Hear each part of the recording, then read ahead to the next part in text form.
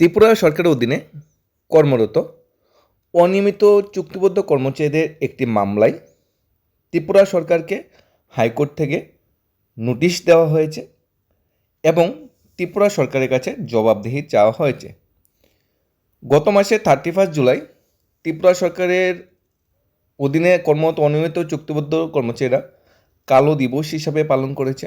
তার main reason 2018 সালের এই 31 জুলাই বর্তমান সরকার প্রতিষ্ঠিত হওয়ার পর অনিয়মিত চুক্তিবদ্ধ কর্মচারীদের যে নিয়মিতকরণের একটা রুলস রেগুলেশন ছিল সেটাকে উইথড্র করে দেয় এবং ভবিষ্যতে নতুনভাবে মেমোরেন্ডাম ইস্যু করার প্রতিশ্রুতি দিয়েছিল, যা এখনও বাস্তবায়ন হয়নি।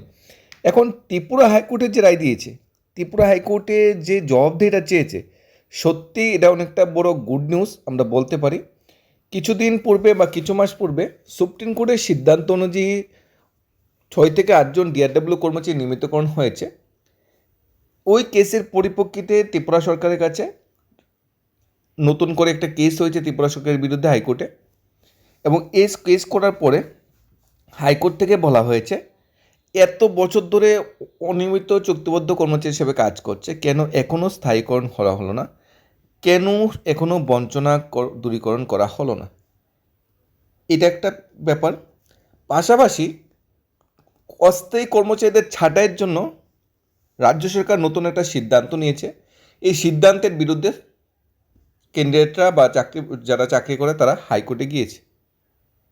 একদিকে নিয়মিতকরণের জন্য হাইকোর্ট, একদিকে নিজের চাকরি বাঁচানোর জন্য হাইকোর্ট, দুইকেই ক্ষেত্রে কিন্তু হাইকোর্ট কর্মচারীদের পাশে ছিল।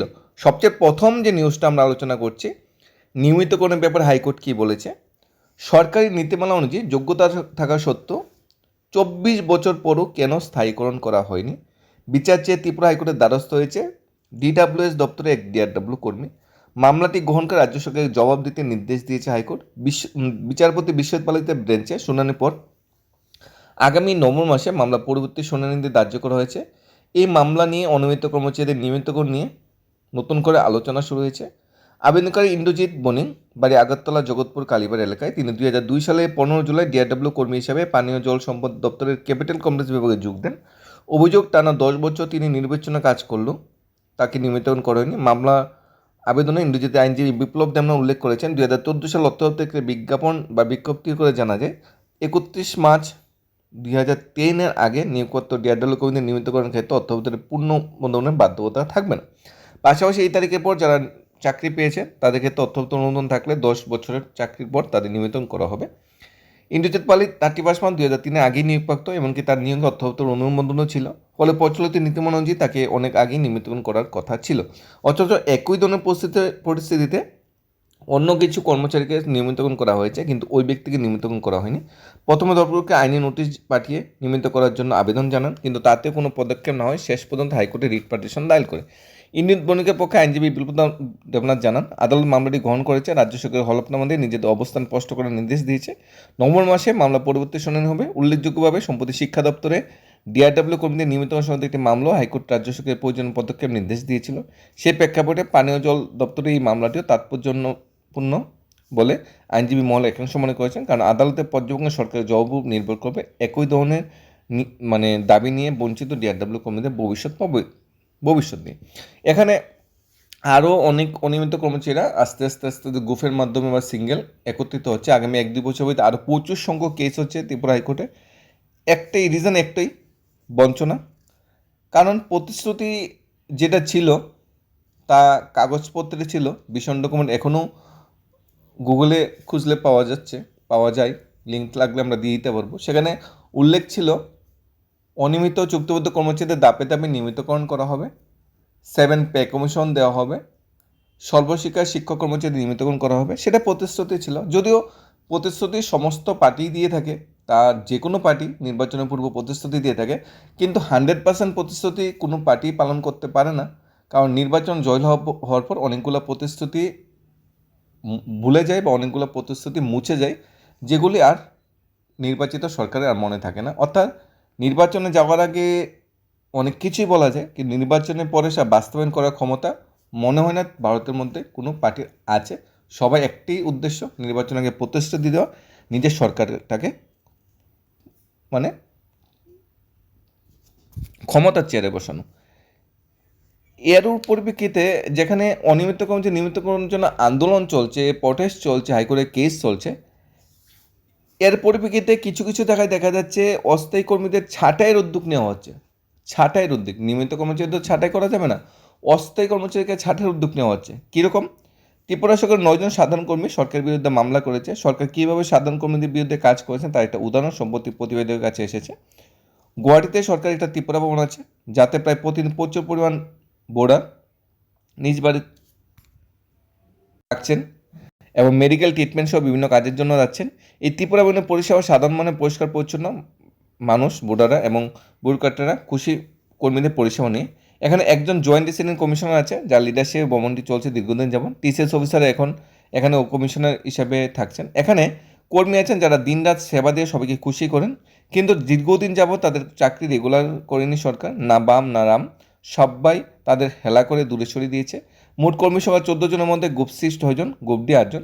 গ্রুপ সি বেতন পায় 16,035 টাকা, গ্রুপ ডি বেতন পায় 12,000 টাকা। দীর্ঘদিন যাবত তারা অনেক কম বেতনে চাকরি করছে, অথচ ভবনে থাকার জন্য সরকারের থেকে প্রচুর পরিমাণে ভাড়া বাড়ানো হয়েছে। সম্প্রতি এদের একটি চাঞ্চল্যকর খবর এসেছে যে সরকার তাদের আর বেতন দেবে না, তুলে দেওয়া হবে তাদের কন্ট্রাক্টরদের হাতে। আগে সরকার যখন তাদের বেতন দিত, এখন সরকার তাদের আর বেতন দেবে না, কন্ট্রাক্টর হাতে তুলে দেবে। এই খবরে তারা রাতারাতি মাননীয় ত্রিপুরা হাইকোর্টের কাছে মোট 9 জন তাদের দাবি চাকরির সুরক্ষার জন্য মামলাটি করেন। উল্লেখ, মাননীয় উচ্চ আদালত একটা নির্দেশ মোতাবেক এই মামলাটি গ্রহণ করা হয়। উচ্চ আদালতের নির্দেশ যে ন্যূনতম 10 বছর চাকরি করলে তাদের রেগুলার করা হবে। সরকার 17 বছর পরেও তাদের রেগুলার তো করেনি, উল্টো তাদের কোনো সুবিধা নেই, সরাসরি চাকরি থেকে উৎখাত করে দেওয়ার ঠিকাদারদের হাতে দিয়ে দিচ্ছে। এই খবরে চাঞ্চল্য ছড়ে কর্মীদের মধ্যে। তাদের মধ্যে 9 জন তাদের আর্জি জানান মাননীয় উচ্চ আদালতে সরকার কোনো রকম সুযোগ সুবিধা না দিয়ে তাদের কন্ট্রাকচুয়াল কর্মী হিসেবে ট্রিট করে সরকারের কোষাগার থেকেই বেতন দিচ্ছে। পূর্বে 15 থেকে 17 বছর আগে তাদের আউটসোর্সিং হিসেবে নিয়োগ করেছিল তৎকালীন বাম সরকার। বর্তমানে বাম সরকার এসে তাদের পুরোপুরি আউটসোর্সিংয়ের কাছে, রাম সরকার এসে পুরোপুরি আউটসোর্সিংয়ের কাছে ঠেলে দেওয়ার চেষ্টা করছে। তখন এই গরিব কর্মীদের কাছে খবরটা আসার পরই তারা সর্বস্ব বিক্রি করে মাননীয় উচ্চ আদালতের কাছে দাঁড়াচ্ছে তাদের জীবন জীবিকার সাথে। ঘটনাটা কি? অনিয়মিত চুক্তিবদ্ধ কর্মচারীদের কী করা হচ্ছে? আউটসোর্সিং এজেন্সির কাছে দিয়ে দেওয়ার পরিকল্পনা হচ্ছে। অর্থাৎ আমি 10 বছর ধরে এই দপ্তরে চাকরি করছি, হঠাৎ করে আমি জানতে পারলাম 15 বছর ধরে চাকরি করছি, হঠাৎ করে আমি জানতে পারলাম আমার চাকরি, কন্ট্রাকচুয়াল চাকরি শেষ। এখন আউটসোর্সিং একটা কোম্পানি এসেছে, ওম, বিড়লা, আদানি, আম্বানি, যে কোনো একটা কোম্পানি এসেছে। তারা কী করবে? নিয়োগপত্র দেবে, তো তারা আন্ডারে চলে যাবে। এতক্ষণ আমি পিডাব্লিউ ডিপার্টমেন্টে চাকরি করছি, এখন আমি পিডাব্লিউ ডিপার্টমেন্টেই চাকরি করব, কিন্তু আমার নিয়োগপত্রটা পিডাব্লিউ ডিপার্টমেন্ট দেবে না, নিয়োগপত্রটা দেবে আলাদা একটা থার্ড পার্টি কোম্পানি, যারা কমিশন বেসিস আমার চাকরি করবে, বেসিসে তারা আমাদেরকে নিয়োগ দেবে। অর্থাৎ আমার চাকরি ধরতে গেলে শেষ। এরপরে এই চাকরি থাকবে না থাকবে কোনো গ্যারান্টি নেই। আউটসোর্সিং চাকরি লেখাই থাকে 11 মাস, 11 মাস পরে আমার চাকরি থাকবে না থাকবে কোনো গ্যারান্টি নেই। তখন আমি সরকারকে আবেদন করতে পারবো না আমার চাকরি থাকার জন্য। তখন আমি সরকারের হয়ে কাজই করছি না, আমরা কাজই তো করছি কন্ট্রাক্টর আন্ডারে। তো কন্ট্রাক্টরের ইচ্ছা, মানে অনেকটা প্রাইভেটাইজেশন বলতে এত সরকারি দপ্তরে কাজ করছে, এখন প্রাইভেট অর্গানাইজেশন আন্ডারে, প্রাইভেট অর্গানাইজেশন আন্ডারে কাজ করছে, কিন্তু বেতন, কার পরিকাঠামো সবই প্রাইভেট, কিন্তু কাজ কিন্তু আগের থেকে যাচ্ছে। অর্থাৎ এই নিয়ে রাতারাতি সিদ্ধান্ত নিয়েছে সরকার, রাতারাতি এই সিদ্ধান্তের বিরুদ্ধে হাইকোর্টে গিয়েছে। আশা করি হাইকোর্টে জয়লাভ হবে। ইন ফিউচার অন্যান্য চুক্তিবদ্ধ অস্থায়ী বা অনিয়মিত কর্মচারীদেরও আউটসোর্সিং হাতে ঠেলে দিতে পারে, কন্ট্রাক্টর হাতে ঠেলে দিতে পারে, সেই বিষয়ে অবশ্যই সবার সজাগ থাকতে হবে। আমি হয়তো 20 বছর ধরে চাকরি করছি, হঠাৎ যদি আমাকে 1 বছরের জন্য আউটসোর্সিং হাতে দিয়ে দেয়, আমি যদি টেরও না পাই, আমি যদি সে বিষয়ে কোনো প্রতিবাদও না করি, তাহলে 1 বছর পর কেস করলেও কোনো হবে না। রাজ্য সরকার বলবে তারা আমাদের লোক নয়, তারা ত্রিপুরা সরকার অধীনে কর্মরত নয়, তারা আউটসোর্সিং থার্ড পার্টি অমুকের আন্ডারে কর্মরত, তাই তাদের দায়িত্ব আমাদের গাড়ে বর্তায় না, বা আমরা তাদের দায়িত্ব নিতে পারবো না।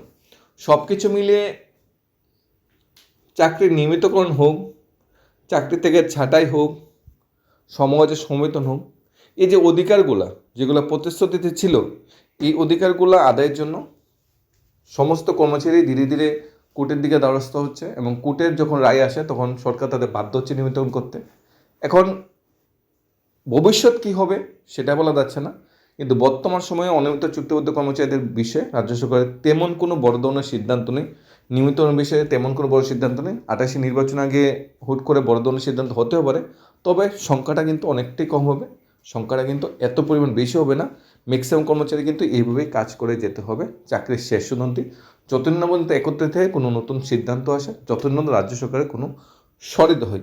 এখন যে কর্মচারী কেস করেছে 24 বছরের বঞ্চনার বিরুদ্ধে, আশা করি ওই কর্মচারী জয়ী হবে। ওনার সাহসকে আমরা সেলুট জানাই, ওনার যে প্রতিজ্ঞা ওনাকে সেলুট জানাই একদম। এবং আউটসোর্সিংয়ে যে চলে গিয়েছে অস্থায়ী কর্মচারীরা, তারা যে কেস করেছে তাদেরও আশা করি জয়লাভ হবে। তাদের জয়লাভ হবে মানে ভবিষ্যতে অন্যান্য কর্মচারী আউটসোর্সিং দিতেও রাজ্য সরকার 100বার চিন্তা ভাবনা করবে। অর্থাৎ সব কিছুর উপরেই ত্রিপুরা হাইকোর্টের সিদ্ধান্তেই সমস্ত কিছু কার্যকর হয় এবং বাস্তবায়ন হয়। রাজ্য সরকার নিজে থেকে তেমন কোনো গুড নিউজ কিন্তু অনিয়মিত চুক্তিবদ্ধ কর্মচারীদের জন্য নিয়ে আসছে না। ধন্যবাদ।